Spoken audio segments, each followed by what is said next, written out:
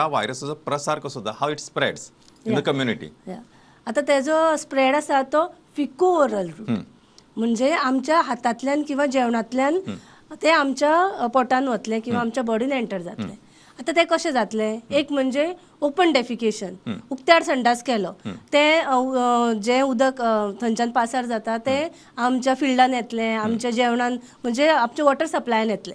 तातूंतल्यान जर ते घाण उदक आमी वापरले, जेवण जर शिजयनासतना जेवली, हात धुयनासतना आमी जेवली किंवा आमची भुरगीं जेवली किंवा आमी भुरग्यांक भरयली आनी नितळसाण दवरिल्ली ना, जेवण उक्त्यार सांडलें, ताजेर मूस येवन बसले, जे संडासाचेर बसतात ते येवन आमच्या जेवणार बसले, ते इन्फेक्शन स्प्रेड करतले. आनी तशेंच आमची आतां भुरग्यांक थोड्यांक बोम बी दितात.